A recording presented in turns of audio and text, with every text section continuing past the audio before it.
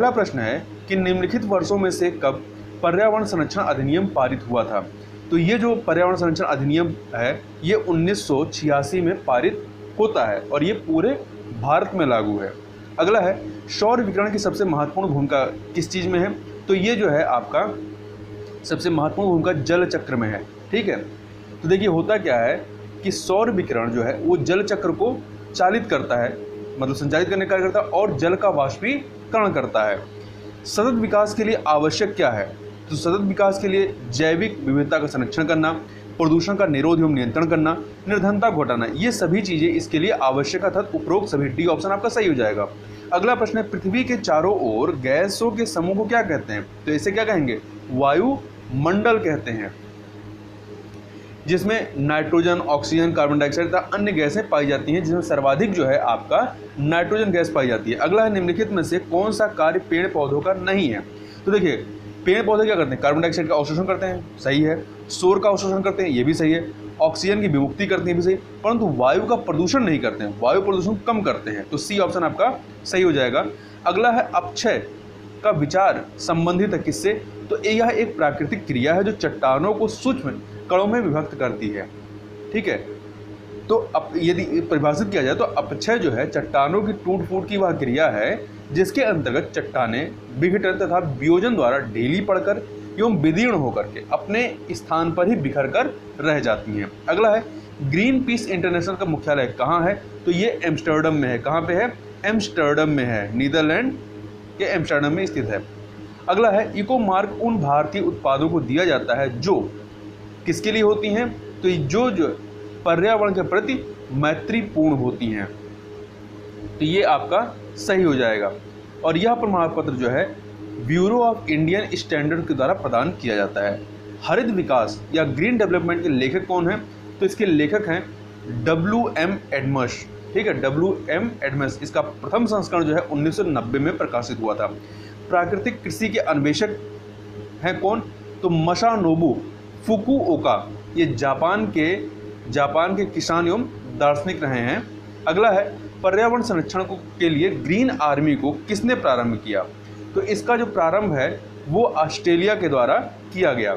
इसके तहत 17 से 24 वर्ष के 1500 युवाओं को नियुक्त कर किया गया है। अगला है निम्नलिखित में से कौन कृत्रिम पारिस्थितिकी तंत्र है। तो देखिए तालाब कृत्रिम प्राकृतिक है, आपका वन प्राकृतिक है, परंतु जो खेत है ये आपके कृत्रिम पारिस्थितिकी तंत्र के तहत आते हैं। बगीचा हो गया, खेत हो गया, ये मानव निर्मित होते हैं। अगला है भारत में पारिस्थितिकी असंतुलन की निम्नलिखित में से कौन सा एक प्रमुख कारक है।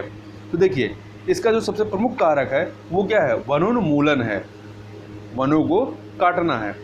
तो इस प्रकार से ए ऑप्शन आपका सही हो जाएगा। अगला है खाद्य श्रृंखला या फूड चेन में मानव किस रूप में है। तो मानव जो है प्राथमिक व द्वितीय उपभोक्ता के रूप में है। शाकाहारी रूप में प्राथमिक उपभोक्ता है, जबकि मांस भक्षी के रूप में या मांसाहार के रूप में द्वितीय उपभोक्ता की श्रेणी में आता है। अगला है जीव भार का पिरामिड किस पारिस्थितिकी तंत्र में उलट जाता है। तो ये जो है आपका आप देखेंगे तो जो तालाब होता है, तालाब में इनका जो है जीव भार का पिरामिड उल्टा होता है इस प्रकार से, क्योंकि नीचे प्लैंकटन होते हैं, छोटे छोटे कीड़े होते हैं, उसके ऊपर छोटी मछलियां तो खाने वाले, उससे बड़ी मछलियां होती हैं। तो इस प्रकार से जैसे जैसे ऊपर जाते हैं जीव भार बढ़ता जाता है। अगला प्रश्न है अगला प्रश्न है वह अमेरिकी पत्रकार जो भारत छोड़ो आंदोलन के समय महात्मा गांधी के साथ थे, निम्नलिखित में से कौन थे। तो ये थे आपके लुई फिशर। कौन थे, लुई फिशर थे। जबकि वेब मिलर जो हैं ये जब सविनय अवज्ञा आंदोलन चलता है उस समय ये यहाँ पे थे। अगला है स्वतंत्र भारत की शिक्षा संबंधित प्रथम राष्ट्रीय नीति जो है ये किस वर्ष लागू हुई थी। तो ये जो है आपका 1968 में। कब, 1968 में लागू होती है इंदिरा गांधी के कार्यकाल में। जबकि दूसरी राष्ट्रीय शिक्षा नीति जो है राजीव गांधी के कार्यकाल में 1986 में लागू की गई थी। अगला है सिखों के लिए पृथक निर्वाचन का प्रावधान जो है निम्नलिखित में से किस अधिनियम के तहत लागू किया गया था। तो ये जो है आपका 1919 का जो मॉन्टेग्यू चेम्सफोर्ड अधिनियम आता है इसके तहत लागू किया गया था, तथा इसी अधिनियम के तहत महिलाओं को भी मताधिकार दिया गया था। अगला है भारत में प्रथम मजदूर हड़ताल कब होती है। तो प्रथम मजदूर हड़ताल जो है आपकी 1877 में नागपुर में होती है, तो सी ऑप्शन आपका सही हो जाएगा, और यह हड़ताल नागपुर के एक सूती मिल में हुई थी। अगला, निम्नलिखित में से कौन सा बौद्धों का पवित्र स्थल निरंजना नदी के तट पर स्थित है? तो ये कौन सा स्थान है? तो बोध गया जो है, जहाँ पे इन्हें ज्ञान की प्राप्ति हुई थी महात्मा बुद्ध को, वो स्थान, अर्थात ए ऑप्शन आपका सही हो जाएगा। भारतीय संविधान की प्रस्तावना पर निम्नलिखित में किस क्रांति का प्रभाव नहीं झलकता? तो इस पे आपका अमेरिका क्रांति 1776 की, बोल्शेविक क्रांति 1917 की, फ्रांसीसी क्रांति 1789 की, इसका प्रभाव पड़ता है, परंतु चीन की क्रांति जो कि 1912 में होती है, इसका प्रभाव नहीं दिखाई देता है।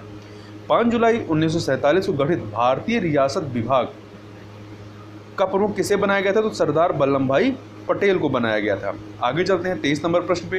तो 23 नंबर प्रश्न है, सांची का प्राचीन नाम निम्नलिखित में से क्या रहा है? तो सांची का प्राचीन नाम जो है ये काका नावा था। क्या था? काका नावा था। जबकि असम का प्राचीन नाम जो है प्राग्ञ ज्योतिषपुर था, तथा अयोध्या का प्राचीन नाम साकेत था। सेतुबंध काव्य के रचनाकार निम्नलिखित में से कौन है? तो इसके रचनाकार जो हैं प्रवर सेन है, बी ऑप्शन। भारत में गजलों का जनक किसे माना जाता है? तो अमीर खुसरो को माना जाता है, जिन्होंने 7 सुल्तानों का काल देखा था, और इन्हें तूतीय हिंद भी कहा जाता है। अगला है, पत्थर की कुल्हाड़ी, पॉलिश किए हुए पत्थर के औजार और हड्डी के औजार आदि किस काल की विशेषताएं हैं? तो ये नवपाषाण काल की विशेषताएं हैं। अगला है, निम्नलिखित में से किस राज्य ने प्रथम बार युद्ध क्षेत्र में हाथियों का प्रयोग आरंभ किया था? तो मगध महाजनपद के द्वारा हाथियों का सर्वप्रथम प्रयोग प्रारंभ किया गया था युद्ध में। गुप्तकालीन मेलबार से आशय क्या है? तो गुप्तकालीन मेलबार से आशय है कि गुप्तकालीन मंदिरों के अधीन ग्राम से प्राप्त आय से। तो बी ऑप्शन आपका सही हो जाएगा। किस शैली में निर्मित मूर्तियां भूरे रंग के पत्थर से निर्मित हैं, कुछ काले स्लेटी पत्थर की बनी हुई हैं? तो ये आपको गांधार शैली जो है यहाँ पर मिल जाती हैं। आगे बात कर लेते हैं। अगला है, एक मुख और एक भुजा किस काल की मूर्ति कला का एक उत्कृष्ट नमूना है? तो ये जो है आपके मौर्य काल का एक उत्कृष्ट नमूना है। निम्नलिखित में से किस भव्य रचना को मजूमदार ने संसार का 8वां महान आश्चर्य कहा है? तो बोरोबुदूर के स्तूप को इन्होंने ऐसा कहा है, और इस स्तूप का निर्माण शैलेंद्र राजाओं के द्वारा या उनके संरक्षण में 750 से लेकर 850 ईस्वी के मध्य होता है। अगला है, बिना बेगार के किसने सुदर्शन झील का जीर्णोद्धार करवाया था? तो रुद्रदामन के द्वारा इसका जीर्णोद्धार कराया जाता है। इसका निर्माण जो है चंद्रगुप्त मौर्य के आदेश पर उसके राज्यपाल अर्थात चंद्रगुप्त मौर्य के राज्यपाल पुष्यगुप्त वैश्य के द्वारा करवाया गया था। अगला है, थर्मस फ्लास्क में पेय पदार्थ को कुछ समय तक उसी ताप पर रखने के लिए उसकी दीवारों पर निम्नलिखित की परत लगाई जाती है। तो इस पे जो है रजत परत की परत चढ़ाई जाती है। अगला है, एक राडार जो शत्रु के वायुयान की उपस्थिति का पता लगाता है किस प्रकार की तरंगों का प्रयोग करता है? तो ये जो है रेडियो तरंगों का प्रयोग करता है। इसका तो रेडियो तरंगे क्या होती हैं? विद्युत चुंबकीय तरंगे होती हैं, इनका ही यह प्रयोग करता है। अगला है, सीटी स्कैन करने के लिए प्रयोग में लाई जाती है कौन सी किरण मतलब रेज इसमें इस्तेमाल की जाती है? तो सीटी स्कैन के लिए एक्स रेज, कौन सा? एक्स रेज का इस्तेमाल किया जाता है। तो देखिए, सीटी स्कैन या जिसे कंप्यूटर टोमोग्राफी भी कहते हैं, विशेष प्रकार का एक्सरे परीक्षण है जिसके द्वारा शरीर के अंदरूनी अंगों को देखा एवं रोगों को पता लगाया जाता है। एक टीवी सेट को चलाने के लिए निम्नलिखित में से किस एक का टीवी रिमोट नियंत्रण इकाई द्वारा प्रयोग किया जाता है? मतलब इसमें टीवी रिमोट से टीवी को कंट्रोल करने के लिए किस प्रकार की वेव्स का इस्तेमाल किया जाता है? तो इसके लिए रेडियो वेव्स, टीवी के रिमोट को नियंत्रण के लिए अवरक्त विकिरण या कह सकते हैं रेडियो तरंगों का इस्तेमाल किया जाता है। और ये जो अवरक्त या रेडियो तरंगे हैं ये विद्युत चुम्बकीय विकिरण होती हैं। तो इस प्रकार से डी ऑप्शन आपका सही हो जाएगा। अगला प्रश्न 37 नंबर का, CFL का पूर्ण रूप क्या है? तो इसका पूर्ण रूप है कॉम्पैक्ट फ्लोरोसेंट लैंप, अर्थात बी ऑप्शन सही हो जाएगा। निम्नलिखित में से कौन से अर्धचालक हैं? तो इसमें देखिए सिलिकॉन और जर्मेनियम ये आपके अर्धचालक हैं, तो डी ऑप्शन 1 और 4 सही हो जाएगा। पहले जो है सिलिकॉन का प्रयोग जो है, देखिए जर्मेनियम का प्रयोग पहले व्यापक रूप में होता था, किंतु इसकी उष्ण अति संवेदनशीलता के कारण अब उसकी जगह पे सिलिकॉन ले लिया, मतलब अब सिलिकॉन का इस्तेमाल ज़्यादा होता है। साइक्लोट्रॉन किसको त्वरित करने के लिए प्रयुक्त किया जाता है? तो साइक्लोट्रॉन जो है ये आपका प्रोटॉन को त्वरित करने के लिए प्रयोग किया जाता है। तो साइक्लोट्रॉन एक ऐसा त्वरक उपकरण है जिसके द्वारा प्रोटॉन, अल्फा कण तथा न्यूट्रॉन आदि में उच्च वेग उत्पन्न किया जाता है। अगला है, निम्नलिखित में से किसका नाभिकीय ईंधन के रूप में प्रयोग नहीं किया जा सकता है? तो यूरेनियम, थोरियम, प्लूटोनियम किया जाता है क्योंकि रेडियो एक्टिव तत्व है, परंतु कैल्शियम का प्रयोग इस रूप में नहीं होता है। आगे चलते हैं। कल्पक्कम के फास्ट ब्रीडर रिएक्टर में निम्नलिखित में से कौन से शीतलक प्रयोग में लाए जाते हैं? तो यहाँ पर कल्पक्कम में जो है द्रवित सोडियम का प्रयोग, द्रवित सोडियम का प्रयोग जो है आपका शीतलक के रूप में प्रयोग किया जाता है। इसमें और चीज़ याद रखिएगा, इस रिएक्टर में प्लूटोनियम और यूरेनियम मिश्रित कार्बाइड ईंधन का प्रयोग तथा द्रवित या गलित सोडियम का प्रयोग शीतलक के रूप में होता है। और ये है कहाँ पे? तमिलनाडु में। इंटरनेट कार्य करता है किस प्रकार से करता है? तो इंटरनेट जो है आपका ये पैकेट स्विचिंग पर, इंटरनेट जो है पैकेट स्विचिंग पर कार्य करता है। देखिए एक चीज़ और ध्यान रखिएगा कि जो टेलीफोन होता है, टेलीफोन प्रणाली ध्वनि संदेशों के प्रसारण हेतु सर्किट स्विचिंग का प्रयोग करता है, जबकि जो इंटरनेट है वो पैकेट स्विचिंग का इस्तेमाल करता है। भारतीय सुपर कंप्यूटर के जनक किसको कहा जाता है या कौन कहलाते हैं? तो विजय भाटकर को कहा जाता है। इन्होंने सुपर कंप्यूटर परम 8000 के विकास में महत्वपूर्ण योगदान दिया था। अगला प्रश्न 44 नंबर, एक डिजिटल घड़ी में किस प्रकार का कंप्यूटर हो सकता है? तो इसमें जो है आपका एम्बेडेड कंप्यूटर का इस्तेमाल किया जाता है। अगला है, निम्नलिखित में से कौन कंप्यूटर हार्डवेयर नहीं है? तो देखिए एक्सेल जो है ये आपका एप्लीकेशन सॉफ्टवेयर है, हार्डवेयर नहीं है। भारत का पहला रिमोट सेंसिंग सैटेलाइट छोड़ा गया था, तो ये कहाँ से छोड़ा गया था? तो ये अमेरिका के बैंकानूर से छोड़ा गया था, बैंकानूर से। और ये कब छोड़ा गया था? 17 मार्च 1988 को। क्रायोजेनिक ताप का अंश उस ताप से है जो -150 डिग्री सेंटीग्रेड से कम होता है, और इस ताप पर तत्वों के व्यवहार के अध्ययन को क्रायोजेनिक्स कहते हैं। अगला है, गैस इंजन की खोज किसने की? गैस इंजन की जो खोज है ये आपका डेमलर के द्वारा की गई थी। किसके द्वारा? डेमलर के द्वारा। ठीक है। डीजल इंजन की खोज रुडोल्फ डीजल के द्वारा की गई थी। सेफ्टी लैम्प की खोज डीवी के द्वारा की गई थी, जबकि गैस इंजन की खोज जो है डेमलर के द्वारा की गई थी। संसद के लिए राष्ट्रपति का अभिभाषण कौन तैयार करता है? तो ये केंद्रीय मंत्रिमंडल के द्वारा तैयार किया जाता है। आगे चलते हैं। राष्ट्रपति द्वारा जारी एक अध्यादेश संसद के सत्र शुरू होने के बाद कितने समय तक रखा जाना आवश्यक है? मतलब अनुमोदित करा लिया जाना कितने समय में अनुमोदित करवाना आवश्यक है? तो 6 सप्ताह के भीतर, 6 सप्ताह। ठीक है। और इसका प्रावधान कहाँ किया गया? भारत के संविधान के अनुच्छेद 123(2) के तहत बताया गया है।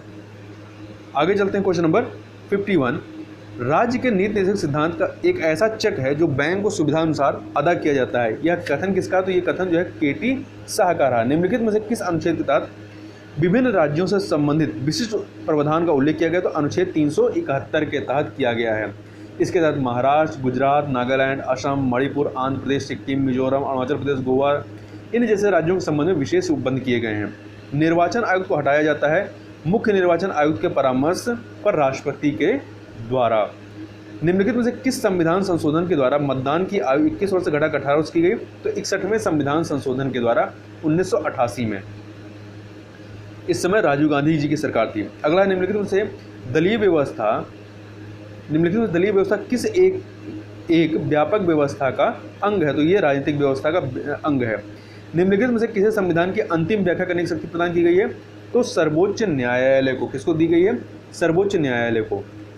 अगला है, भारतीय संविधान के संशोधन में कौन सा संशोधन केंद्रीय मंत्रिमंडल के आकार को सीमित करता है? तो 91वां संविधान संशोधन।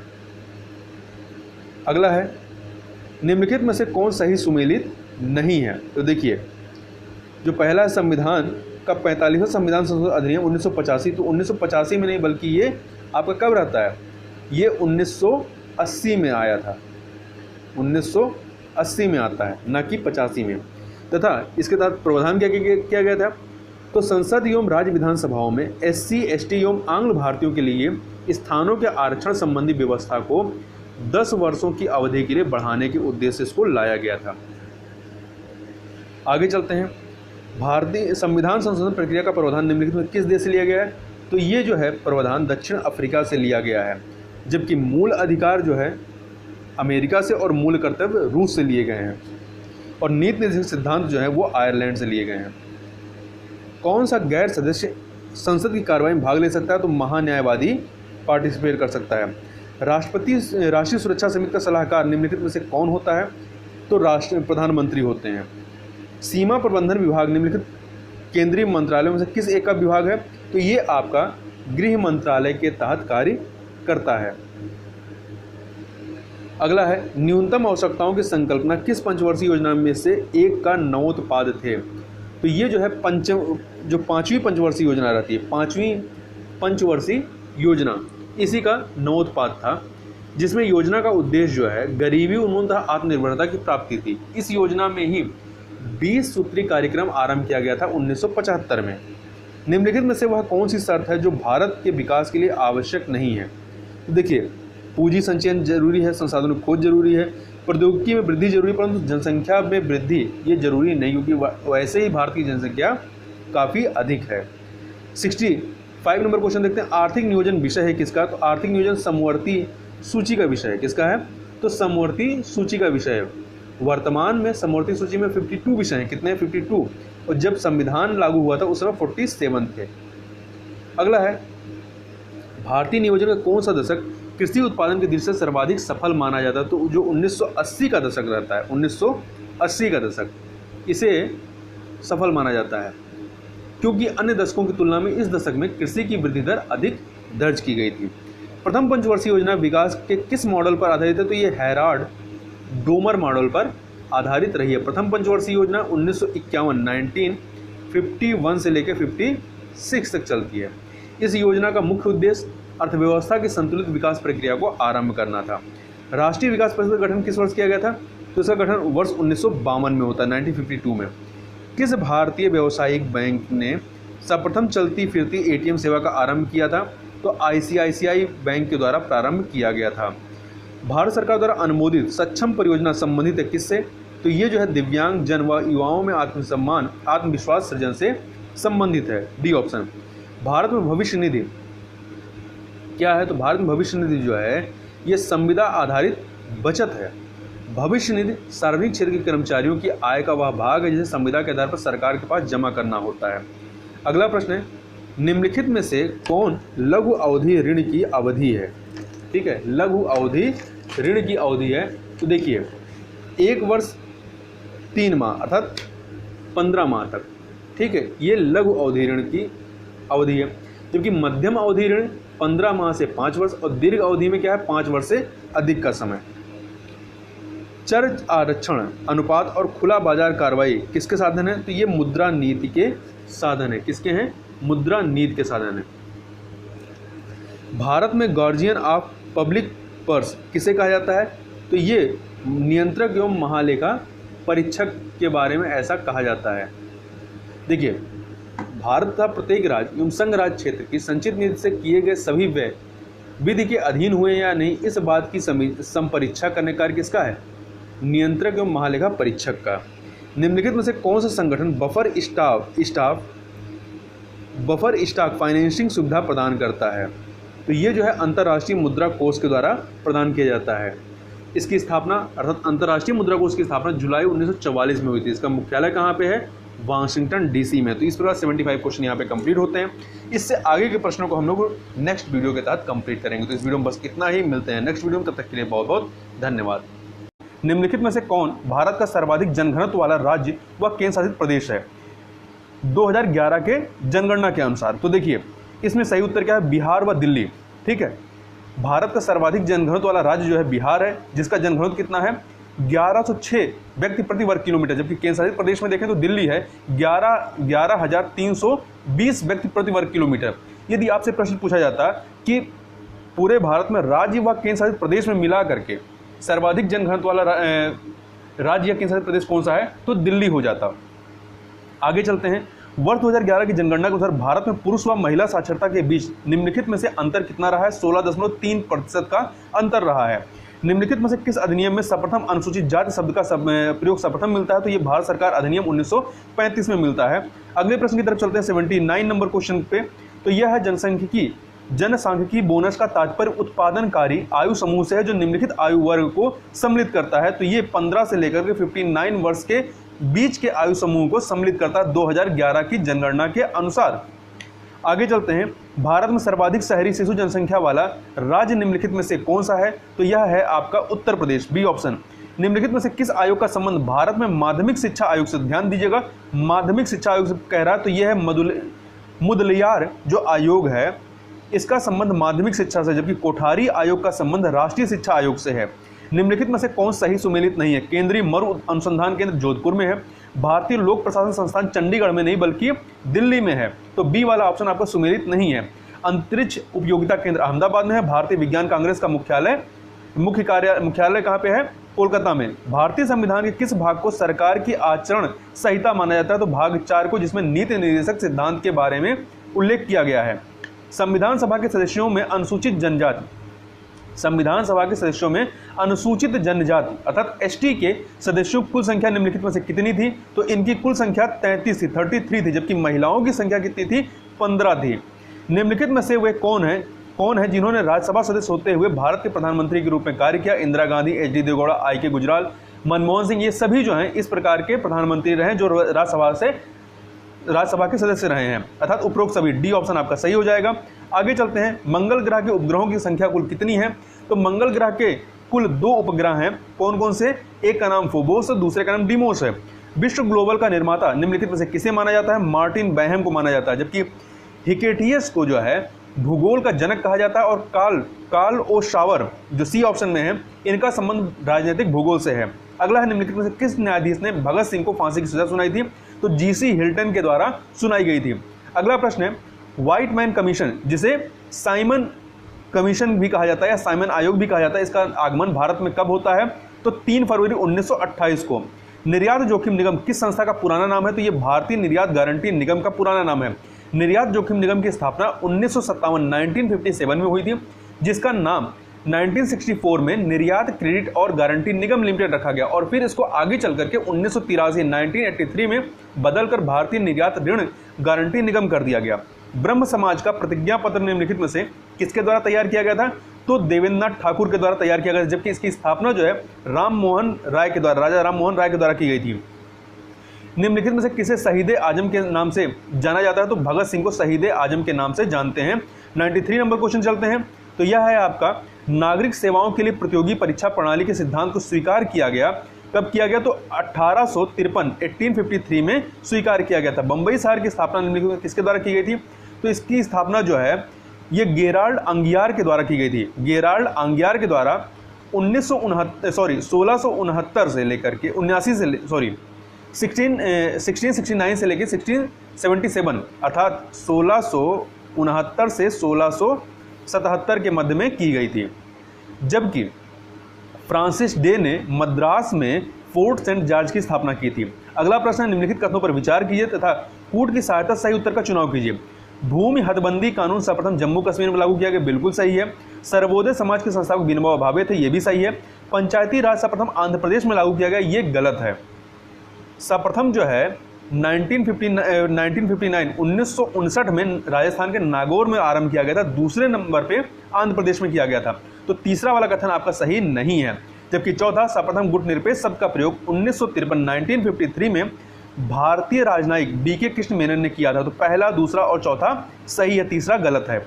अगला है, 2 सूचियां दी गई, इन्हें हमें सुमेलित करना। देखिए, मेडिटेशन ऑफ सीता, इसके रचनाकार कौन है? कुमार अशन है। गोरा के रचनाकार रविन्द्रनाथ टैगोर है, दुर्गेश नंदिनी के। बंकिम चंद्र चट्टोपाध्याय है। History of Hindu chemistry PC Ray की पुस्तक है, और बिदर इंडिया जवाहरलाल नेहरू की पुस्तक है। इस प्रकार से 32154 बी ऑप्शन आपका सही हो जाएगा। आगे चलते हैं 97 नंबर क्वेश्चन पे। बंगका और बिलिटन इंडोनेशिया में निम्नलिखित के उत्पादन के लिए प्रसिद्ध क्षेत्र हैं। किसके उत्पादन के लिए? तो ये आपके टिन उत्पादन के लिए प्रमुख क्षेत्र हैं। स्थानांतरित कृषि को इंडोनेशिया तथा मलेशिया में किस नाम से जाना जाता है? तो इसे लदांग नाम से, किस नाम से? लदांग नाम से जानते हैं। जबकि शरावक जो है ये मलेशिया का प्रांत है जहाँ चीनी लोगों की संख्या अधिक पाई जाती है। अगला है निम्नलिखित में से कौन सुमेलित नहीं है, पर्वत और देश में कौन सा सुमेलित नहीं है। देखिए अलेघनी संयुक्त राज्य अमेरिका यूएसए में है, केंटाब्रियन चीन में नहीं बल्कि स्पेन में स्थित है। कहाँ पे, स्पेन में स्थित है। अलूबुर्ज ईरान में है, मैकेंजी कनाडा में है। रासायनिक विधि से निर्मित औषधि चट्टान का उदाहरण क्या है, जिप्सम है। लोयस का सबसे अधिक विस्तार निम्नलिखित क्षेत्र में पाया जाता है। कहाँ पे, तो उत्तरी चीन में पाया जाता है। कहाँ पे, उत्तरी चीन में पाया जाता है। और लोयस जो है ये वायु जनित अवसाद होता है। 10 सहस्त्र धूम्र घाटी क्षेत्र स्थित है। कहाँ पे, तो ये आपका संयुक्त राज्य अमेरिका के अलास्का प्रांत में स्थित है। जबकि कोह सुल्तान धुआरा जो है ये ईरान में है। अद्यतन अनुसंधानों के अनुसार भूकंप आने से पूर्व वायुमंडल में किस गैस की अधिकता हो जाती है, तो ये है आपका रेडान गैस की अधिकता हो जाती है। 104 नंबर प्रश्न में चलते हैं। 104 नंबर प्रश्न है, सबसे कम गति की किंतु सर्वाधिक विनाशकारी भूकंप तरंग कौन सी मानी जाती है, तो एल तरंग, जिसे लब तरंग भी कहते हैं। ठीक है, इस तरंग की जो खोज है एल तरंग की DH लब ने किया था। निम्नलिखित में से कौन क्रेटर झील का उदाहरण नहीं है, तो देखिए महाराष्ट्र का लोनार झील, दक्षिण अमेरिका का टिटिका झील, अफ्रीका का विक्टोरिया झील, ये सभी जो है क्रेटर झील का उदाहरण है। इसमें क्या होता है, ज्वालामुखी क्रेटर में वर्षा का जल एकत्र होने से क्रेटर झील का निर्माण होता है। परंतु उड़ीसा का जो चिल्का झील है ये आपका क्रेटर झील का उदाहरण नहीं है। अगला है, प्रवाल एक प्रकार का होता है क्या, कैलकेरियस चट्टान का एक प्रकार होता है और यह पॉलिये नामक छोटे समुद्री जीव के अस्थिपंजर से बनता है। सिमोन बाइल्स का संबंध किस खेल से है, तो इनका संबंध जिम्नास्टिक से है और ये अभी हाल ही में टोक्यो ओलंपिक के दौरान भी काफ़ी चर्चा में रही थी। और ये अमेरिकी आर्टिस्टिक जिम्नास्ट सिमोन बाइल्स ने विश्व चैंपियनशिप में सर्वाधिक पदक, कुल 25 पदक जीतने का रिकॉर्ड बनाया है। निम्नलिखित में से किसे हिंदी की 2 पत्रिकाओं जनयुग और आलोचना का संपादक माना जाता है, तो नामवर सिंह को, जिनका निधन जो है 19 फरवरी 2019 को दिल्ली में हुआ था। उत्तर प्रदेश राज्य मानवाधिकार आयोग का गठन कब किया गया, 7 अक्टूबर 2002 को किया गया। मानवाधिकार संरक्षण अधिनियम 1993 की धारा 21 के तहत। उत्तर प्रदेश में विधिक सेवा प्राधिकरण अधिनियम कब पारित हुआ, तो 1987 में यह पारित किया गया। 42वें संविधान संशोधन के आलोक में उत्तर प्रदेश में 1987 में विधिक सेवा प्राधिकरण अधिनियम पारित किया गया, जिसे नालसा कहते हैं, जिसमें राज्य, जिला एवं तहसील स्तर पर त्रिस्तरीय प्राधिकरण की स्थापना की गई। अगला है, उत्तर प्रदेश के किन 3 मंडलों में जिलों की संख्या सर्वाधिक, प्रत्येक मंडल में 6 जिले हैं। जिलों की संख्या सर्वाधिक प्रत्येक मंडल में 6 जिले हैं। तो ये 3 जो आपके मंडल हैं वो हैं कानपुर, लखनऊ तथा मेरठ मंडल। इनमें प्रत्येक मंडल में 6 जिले सम्मिलित हैं। और वर्तमान में उत्तर प्रदेश में कितने मंडल हैं, 18 मंडल हैं। उत्तर प्रदेश में कितनी जिला पंचायत हैं, तो कुल 75 जिला पंचायतें हैं। अगला है कथन कारण वाला प्रश्न, उत्तर प्रदेश में जिला पंचायत द्वारा मुख्य कर पारिस्थिति तथा संपत्ति पर लगाया गया होता है। सही है। यह कर जिला पंचायत के क्षेत्र में रहने वाले सभी लोगों पर लगाया जाता है, नहीं, ये सभी लोगों पर नहीं लगाया जाता है। तो ए सही है परंतु सी सही नहीं, मतलब कारण कथन सही है, कारण सही नहीं है। तो सी ऑप्शन आपका सही हो जाएगा। निम्नलिखित रोगों में से कौन सा एक तंबाकू में होने वाला विषाणु जनित रोग है, तो पर्णकुंचन जो है, पर्णकुंचन, ये रोग निकोटियाना विषाणु के कारण तंबाकू में होता है। जबकि जो भूरा कीट है ये गेहूं में विषाणु जनित रोग होता है इसकी वजह से। और पाद बिलगन ये धान में होने वाला रोग है। तंबाकू की बात करें तो ये सोलेनेशी कुल का पौधा होता है। अगला है, निम्नलिखित में से कौन सही सुमेलित नहीं है। अंतर्राष्ट्रीय श्रमिक दिवस 1 मई को होता है, विश्व तंबाकू निषेध दिवस 31 मई को होता है, विश्व प्रेस स्वतंत्रता दिवस 13 मई को नहीं बल्कि 3 मई को होता है, जबकि अंतर्राष्ट्रीय अहिंसा दिवस 2 अक्टूबर को होता है। 16वीं शताब्दी के संत और समाज सुधारक श्री चैतन्य महाप्रभु के जीवन को समर्पित विश्व का पहला संग्रहालय कहाँ खोला गया, तो ये जो है आपका कोलकाता में खोला गया 13 अगस्त 2019 को। अगला है, थारू समाज में निम्नलिखित में किस प्रकार का परिवार पाया जाता है, तो इसमें मातृसत्तात्मक परिवार पाया जाता है। 118 नंबर प्रश्न में चलते हैं। 118 नंबर प्रश्न है, भारत सरकार ने 10 नई आदिवासी जातियों को कब अनुसूचित जनजाति के रूप में सूचीबद्ध किया, तो सन 2003 में सूचीबद्ध किया था। अगला प्रश्न है, राष्ट्रीय चैंबर ऑफ उद्योग एवं वाणिज्य उत्तर प्रदेश कहाँ स्थित है, तो ये आगरा में स्थित है। वुमेन पावर लाइन 1090 योजना की शुरुआत कब की गई, तो 15 नवंबर 2012 को की गई। 2011 की जनगणना के अनुसार उत्तर प्रदेश में औसत कार्य सहभागिता दर निम्नलिखित में से कितनी है, तो ये 32.9% है। कितनी है, 32.9% है। इसका मतलब क्या हुआ, इसका मतलब ये है कि राज्य की कुल आबादी में केवल 32.9% आबादी ही कार्यशील है, शेष आबादी आश्रित आबादी के रूप में है। स्वामी हरिदास का जन्म उत्तर प्रदेश के किस स्थान पर हुआ है? तो ये हरिदासपुर, अलीगढ़ के हरिदासपुर में इनका जन्म हुआ था। और ये कृष्ण भक्त हरिदास जो है ये ध्रुपद गायन के लिए प्रसिद्ध रहे और इनके 8 शिष्य थे, जिनमें प्रमुख थे तानसेन, बैजू बावरा और गोपाल। बेगम समरू का अति प्रसिद्ध चर्च का निर्माण कहाँ हुआ है? तो मेरठ के समीप सरधना में हुआ है। निम्नलिखित में से किस जनपद में कालिंजर का किला स्थित है? तो बांदा जनपद में यह स्थित है। आगे चलते हैं 125 नंबर प्रश्न में। उत्तर प्रदेश के किस जनपद को धान कटोरा कहा जाता है? चंदौली को। उत्तर प्रदेश का पहला केंद्रीय विश्वविद्यालय कौन सा है? तो काशी हिंदू विश्वविद्यालय अर्थात बीएचयू, ये उत्तर प्रदेश का पहला केंद्रीय विश्वविद्यालय है। निम्नलिखित नगरों में से कौन गंगा के दाहिने किनारे पर स्थित है? तो बनारस। मान लीजिए गंगा इस प्रकार से प्रवाहित हो रही हैं, तो इस साइड जो है ये आपके बाएं तट के शहर हैं और जो इस साइड है वो दाएं तट के। तो आपके प्रयागराज, हरिद्वार और कानपुर आपके बाएं तट पर है, जबकि दाएं तट पर आपका वाराणसी है। हाल ही में पश्चिम बंगाल में तृणमूल कांग्रेस प्रमुख ममता बनर्जी ने लगातार कितनी बार राज्य के मुख्यमंत्री के रूप में शपथ ली? तो लगातार तीसरी बार इन्होंने मुख्यमंत्री के रूप में शपथ ली है। और एक फैक्ट और याद रखिएगा कि ये जो है दिल्ली की पूर्व मुख्यमंत्री स्वर्गीय शीला दीक्षित के बाद ममता बनर्जी लगातार 3 बार किसी भी राज्य की मुख्यमंत्री के रूप में शपथ लेने वाली देश की दूसरी महिला हैं ये, या दूसरी महिला मुख्यमंत्री कह सकते हैं। केंद्रीय मंत्रिमंडल ने भारत और किस देश के बीच हाल ही में मई 2021 में प्रवास एवं आवागमन संबंधी समझौता ज्ञापन को मंजूरी दी है? तो ब्रिटेन के साथ यह मंजूरी दी गई है। ठीक है, यह समझौता ज्ञापन भारत सरकार और ब्रिटेन की महारानी की सरकार, जिसके तहत इंग्लैंड, वेल्स, स्कॉटलैंड और आयरलैंड शामिल है, तथा उत्तरी आयरलैंड के बीच का है। इस समझौता ज्ञापन से भारतीय छात्रों, शिक्षाविदों और शोधकर्ताओं, पेशेवरों और आर्थिक कारणों से प्रवास करने वाले लोगों को लाभ मिलेगा। हाल ही में मई 2021 में नासा के अंतरिक्ष यान पार्कर सोलर प्रोब ने किस ग्रह से एक प्राकृतिक रेडियो सिग्नल की खोज की है? तो शुक्र ग्रह से इसने खोज की है। अगला है, किस देश ने हाल ही में मई 2021 में जानवरों के लिए कोविड-19 टीके के पहले बैच का उत्पादन किया है? तो रूस ने किया है। और इस वैक्सीन का नाम क्या है? कॉर्नीवैक-कोव। विश्व स्वास्थ्य संगठन ने हाल ही में मनुष्यों और जानवरों के बीच वायरस के संचरण की संभावना की पुष्टि की है और रूसी वैज्ञानिकों का मानना है कि इस वैक्सीन, जिसका नाम कॉर्नीवैक-कोव है, के उपयोग से वायरस के उत्परिवर्तन अर्थात म्यूटेशन को रोकने में मदद मिलेगी।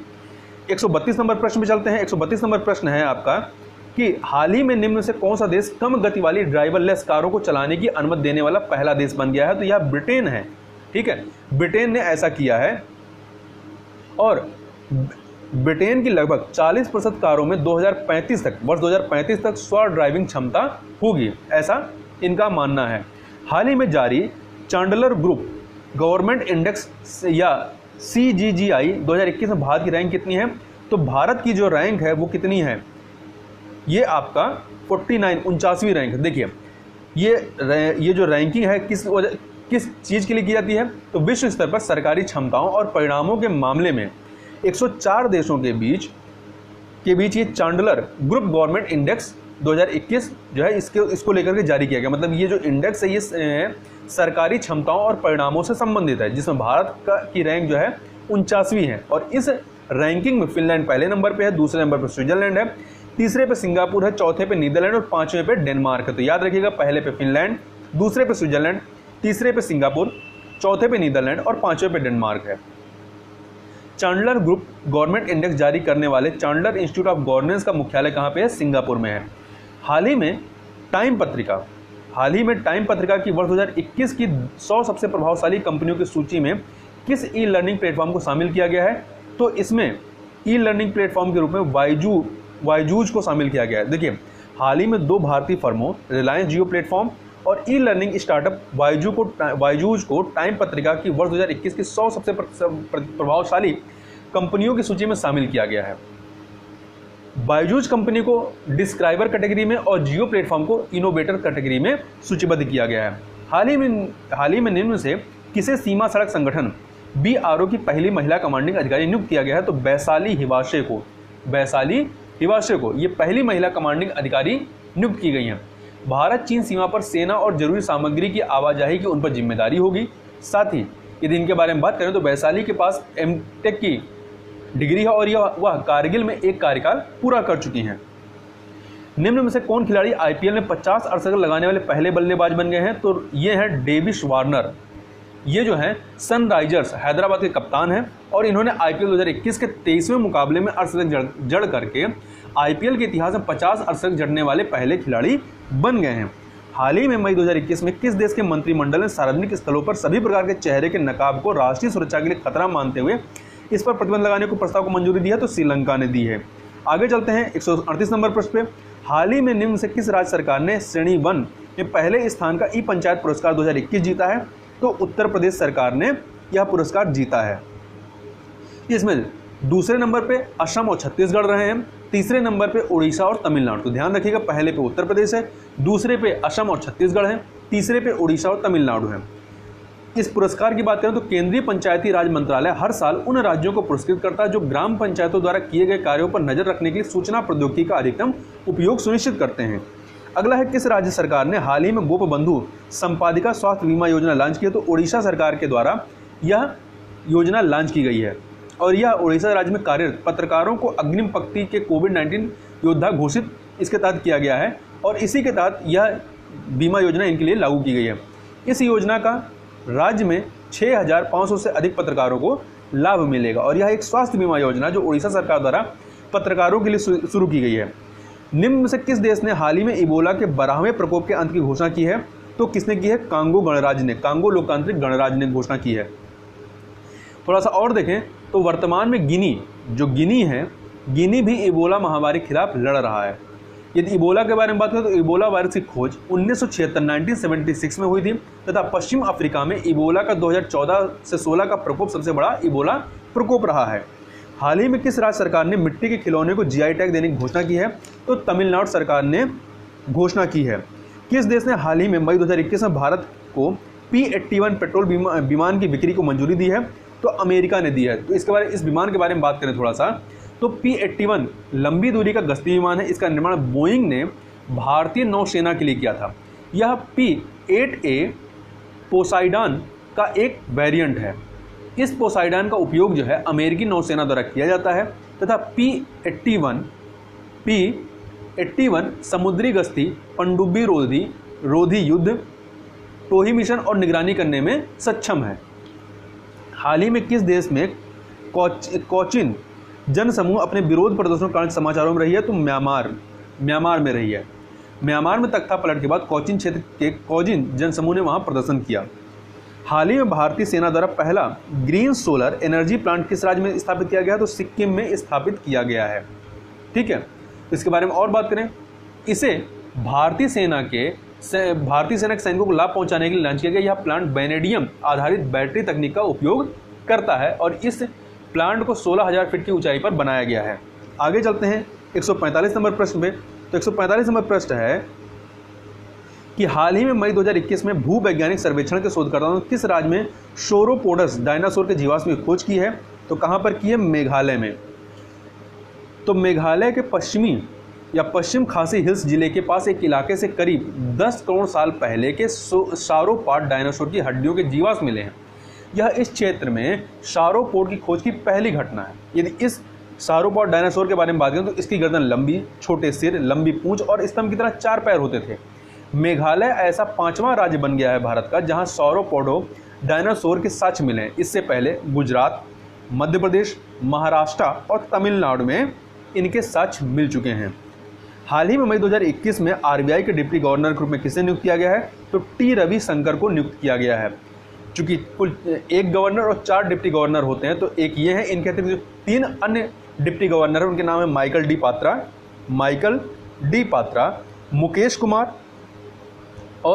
मुकेश कुमार जैन है, डी पात्रा है, माइकल डी पात्रा, दूसरे मुकेश कुमार जैन है, तीसरे राजेश्वर राव हैं और चौथे ये टी रविशंकर हैं। अगला है इबोला वायरस के संदर्भ में निम्नलिखित कथनों पर विचार कीजिए। इबोला वायरस की खोज सबसे पहले वर्ष 1996 में अफ्रीकी देश नाइजीरिया में हुई थी। ये कथन गलत है क्योंकि इसकी खोज जो है 1976 में 1976 में इबोला नदी के, जो कि डेमोक्रेटिक रिपब्लिक ऑफ कांगो में यह नदी बहती है, इसके पास हुई थी। उसके बाद इस वायरस का फैलाव कई अफ्रीकी देशों में हो गया। ये कथन सही नहीं है। दूसरा, यह वायरस जानवरों से मनुष्यों में फैलता है, ये सही है। अर्थात केवल आपका बी वाला कथन, मतलब कथन 2 जो है वो सही है, बी ऑप्शन सही हो जाएगा। इंदिरा साहनीवाद किससे संबंधित है? तो ये के प्रावधान से संबंधित है। अगला है, हाल ही में समाचारों में रहा चर्चित मेफ्लायर 400 क्या है? तो यह दुनिया का पहला आर्टिफिशियल इंटेलिजेंस जहाज है। इसको बनाया किसने है? तो हाल ही में समुद्री अनुसंधान संगठन प्रोमारे ने IBM के सहयोग से दुनिया का पहला आर्टिफिशियल इंटेलिजेंस जहाज मेफ्लायर 400 लॉन्च किया है। प्रोमारे ने जहाज के निर्माण के लिए भारत, संयुक्त राज्य अमेरिका और स्विट्जरलैंड से प्रौद्योगिकी के रूप में वैश्विक योगदान के साथ 1 मिलियन प्लस का निवेश किया है तथा यह जहाज जो है मई 2021 में जलीय स्तनधारियों पर नजर रखने, पानी में प्लास्टिक का विश्लेषण करने और समुद्री प्रदूषण का अध्ययन करने के लिए अपनी पारगमन यात्रा शुरू करेगा। यह जहाज 15 मीटर लंबा है और इसका वजन 9 टन है। इसे टकराव से बचने के लिए प्रशिक्षित किया गया है। इस प्रकार जहाज खुद को सही कर सकता है। इसे 100 घंटे के ऑडियो डेटा के साथ प्रशिक्षित किया गया है। साथ ही यह जहाज जो है समुद्र में जो जानवर की उपस्थिति है उनके संबंध में पता लगाएगा। साथ ही यह जहाज 50 मीटर ऊंची लहरों को संभालने में सक्षम है। इस जहाज में 6 कैमरे लगे हैं। जो जहाज के कैमरे और राडार हैं वो जहाज की आंख और कान के रूप में कार्य करेंगे तथा इसमें एक सेल्फ एक्टिवेटिंग हाइड्रोफोन है जो व्हेल मछली को सुन सकता है और यह जहाज सौर पैनलों से ढका हुआ है। अगला है, ओक्टोबरफेस्ट उत्सव किसे हाल ही में कोरोना महामारी के कारण रद्द कर दिया गया? किस देश का प्रमुख त्यौहार है? ये जर्मनी का प्रमुख त्यौहार है जो कि कोविड-19 महामारी के कारण लगातार दूसरे वर्ष इसको रद्द किया गया है। यह जो त्यौहार है अक्टूबर के महीने में म्यूनिक, जर्मनी के म्यूनिक में 2 सप्ताह तक मनाया जाता है। इस प्रकार से यहाँ पर हम लोगों ने 2 वीडियो के तहत पूरे 150 क्वेश्चन कंप्लीट किया। तो इस वीडियो में बस इतना ही। मिलते हैं नेक्स्ट वीडियो में, तब तक के लिए बहुत बहुत धन्यवाद।